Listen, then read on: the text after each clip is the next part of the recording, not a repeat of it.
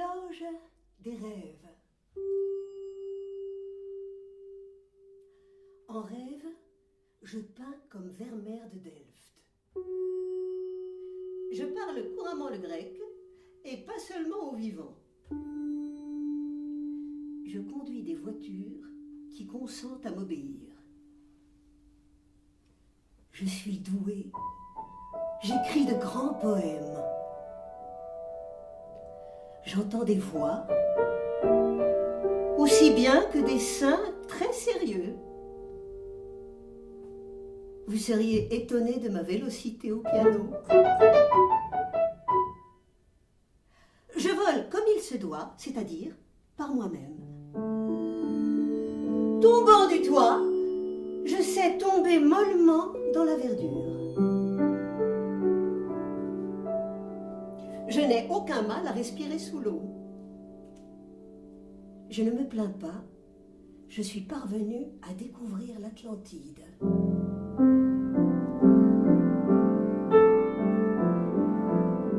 Je me réjouis de savoir toujours me réveiller avant la mort. Sitôt la guerre éclatée, je change de côté. Je suis, mais sans être obligée, une enfant de mon époque. Il y a quelques années, j'ai vu 2 soleils. Et avant-hier, un pingouin, parfaitement, comme je vous vois.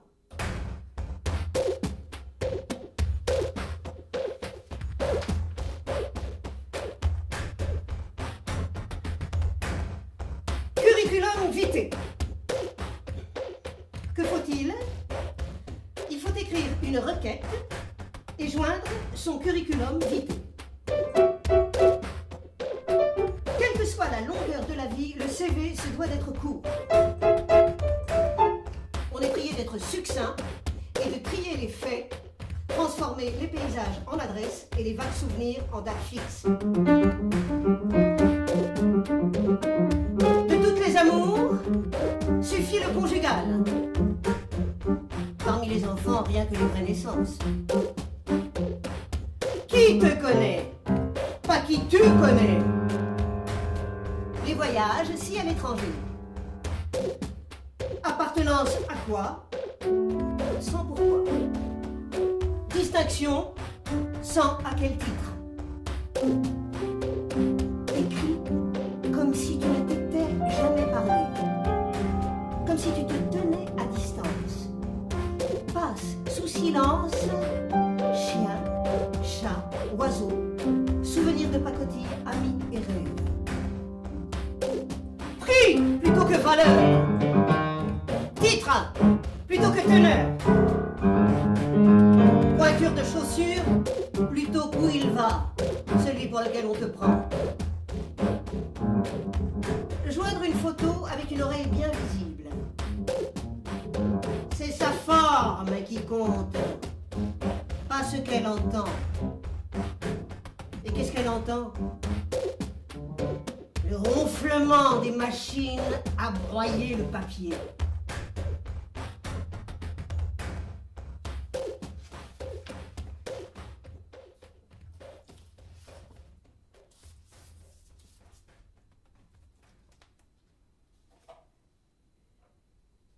Mais qui c'est ce bébé dans son petit maillot?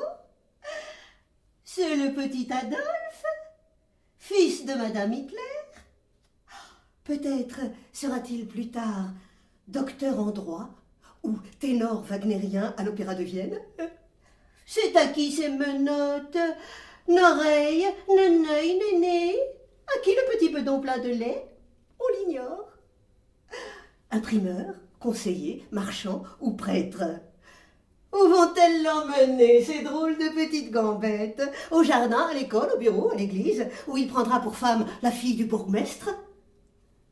Le bébé, le petit ange, le bout de chou, mon lapin, lorsqu'il venait au monde.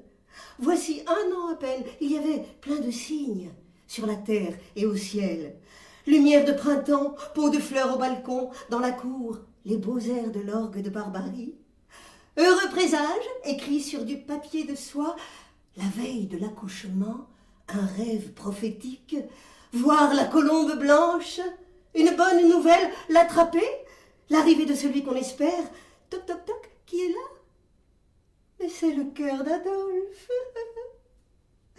Tétine, couche, bavoir, crécelle, le petit garçon, Dieu merci et touchons du bois, se porte bien, ressemble à ses parents, au chat dans son panier et à tous les enfants des albums de famille.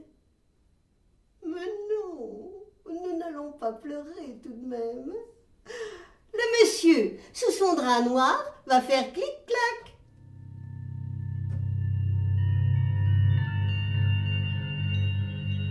Atelier Klinger,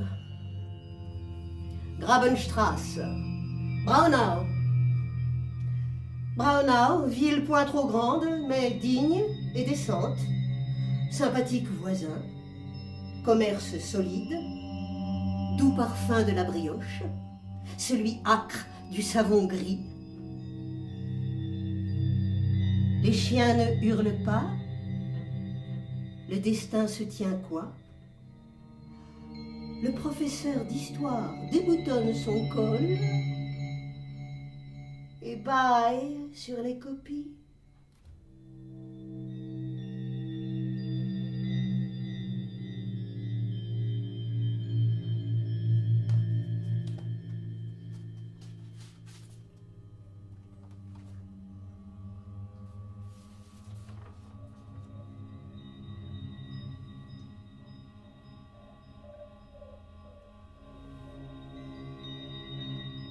Dans des wagons plombés, des prénoms traversent la contrée. Mais jusqu'où ils voyageront, si un jour ils en descendront, je n'en sais rien, je ne vous dirai rien. Prénom Nathan cogne contre la cloison.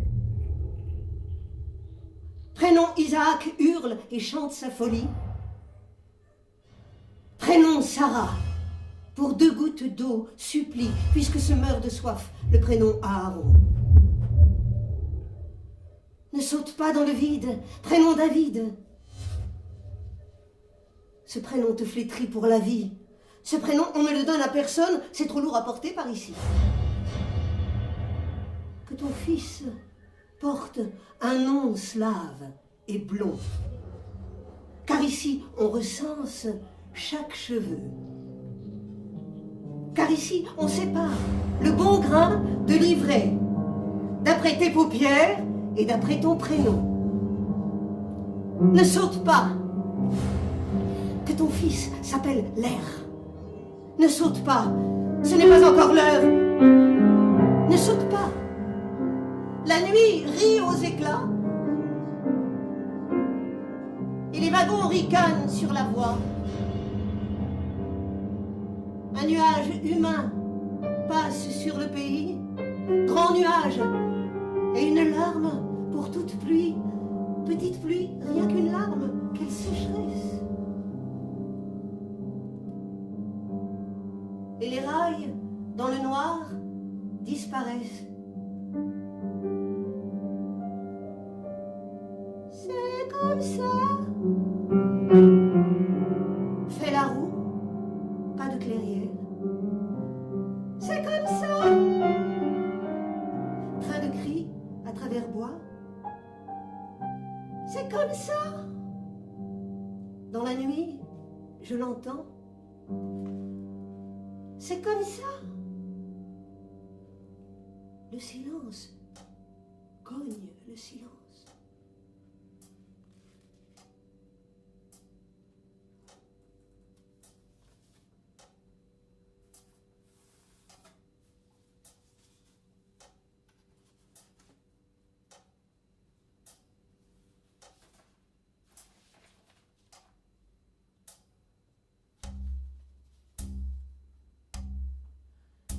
La bombe sautera dans le bar à 13h20. Il n'est maintenant que 13h16. Certains auront le temps de sortir et d'autres d'entrer.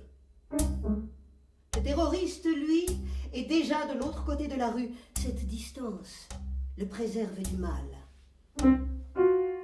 Et puis, quelle vue! Comme au cinéma. La femme en blouson jaune, elle entre. L'homme en lunettes noires, il sort. Les gars en jean, ils causent. 13h17 et 4 secondes. Le plus petit, le vénard, il enfourche son scooter. Et le plus grand, il entre. 13h17 et 40 secondes. La fille, elle arrive, un ruban vert dans les cheveux.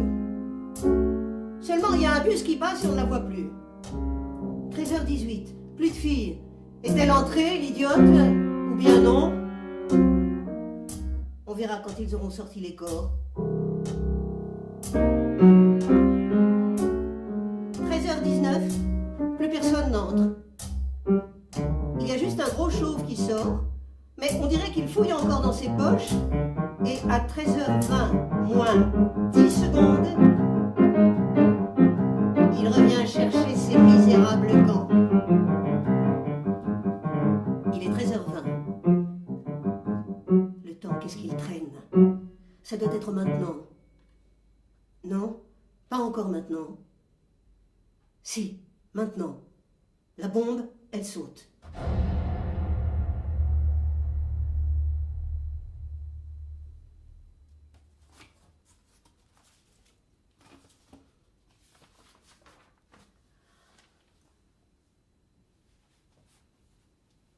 Un chat dans un appartement vide.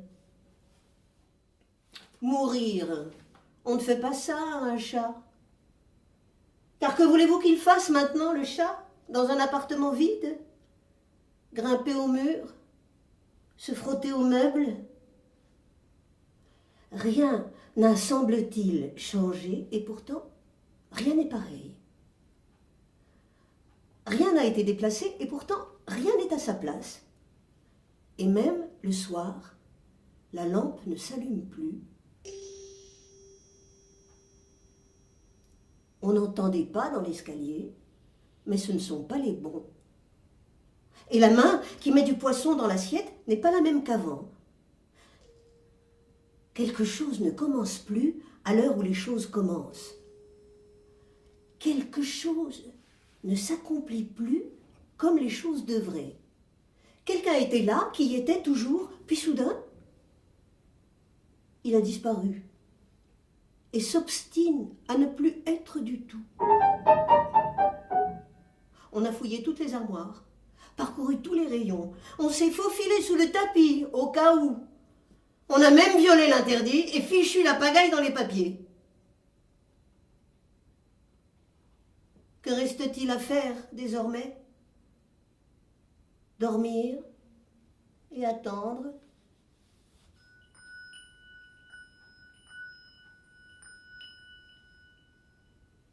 Mais qu'il revienne seulement, qu'il se montre tout à coup, on lui fera savoir que cela ne passe pas avec un chat.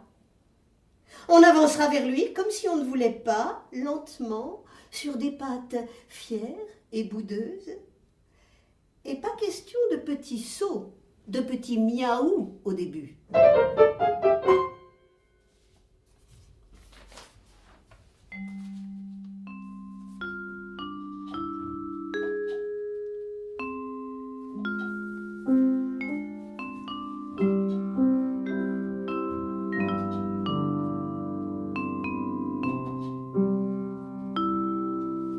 Amour heureux.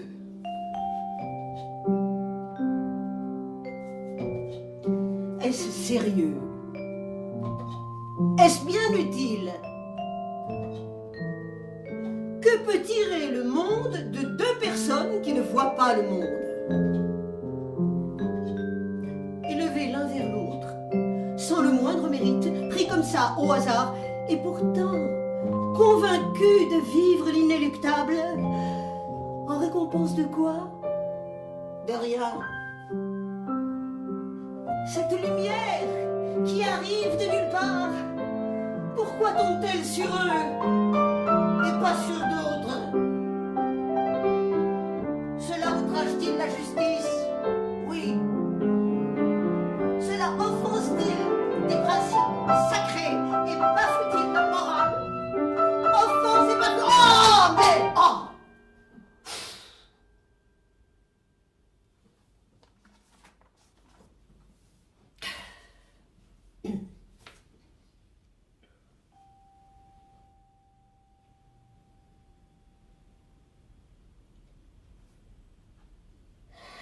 Regardez-les, ces heureux. S'ils témoignaient au moins d'un peu de retenue, s'ils feignaient l'affliction pour consoler les autres, mais non! Écoutez comme ils rient, effrontément.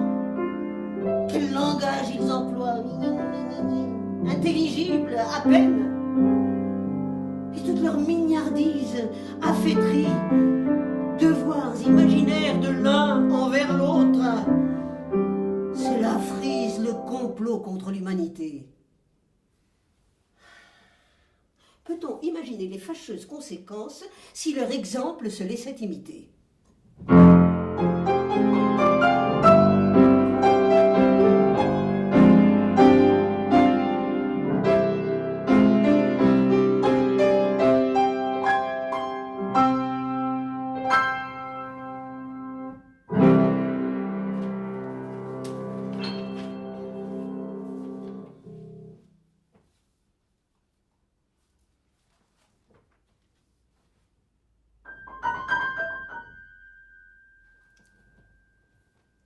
Utopie.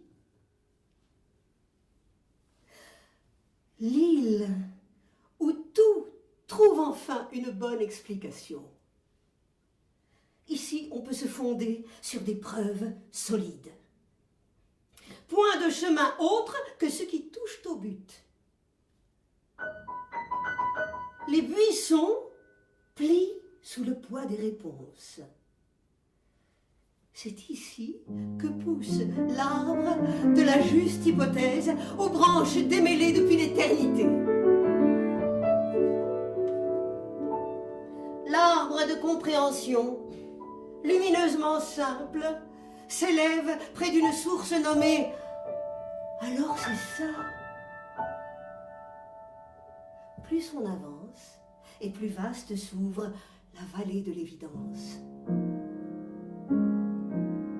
Si un doute subsiste, le vent le chasse tout de suite. L'écho prend la parole sans qu'on le lui demande, livrant avec ferveur les arcanes du monde. À droite, la caverne où se reflète le sens. À gauche, le lagon de conviction profonde. La vérité remonte sans peine à la surface. Au-dessus du vallon, le monde est certitude. De son sommet s'étend la vue du fond des choses. En dépit de ses charmes, l'île est toujours déserte, et les traces des pas qu'on trouve sur le rivage se dirigent tous, sans exception, vers le large. Comme si l'on ne faisait que repartir d'ici, pour plonger sans retour dans les abysses marins, dans la vie inconcevable.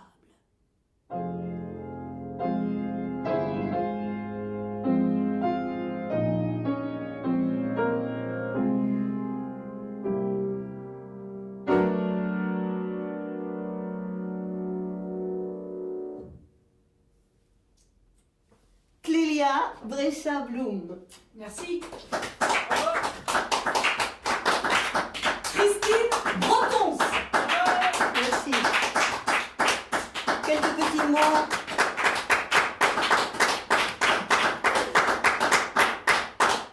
Quelques petits mots. Deux, trois mots sur Wisława Szymborska, donc la poétesse dont on a pris les textes ce soir. Elle est polonaise, elle était.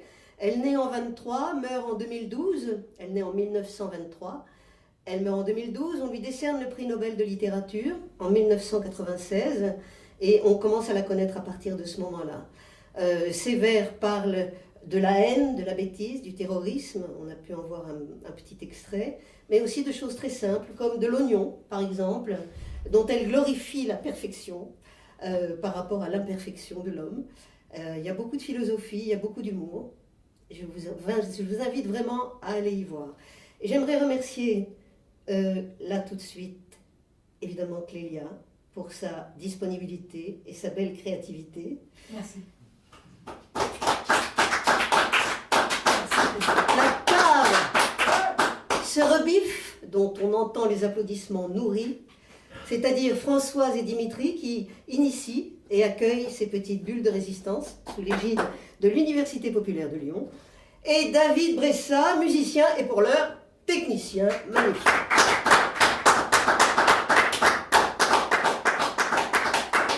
En ce qui concerne la cave sur Bif, les prochains rendez-vous seront les mercredis 21 avril et dimanche 25 avril. Ce sera avec Emmanuel Doques qui nous parlera d'islamo-gauchisme. En fait, tout est mentionné sur le site Unipop Lyon. N'hésitez pas à y faire un tour. Merci pour votre écoute et à bientôt.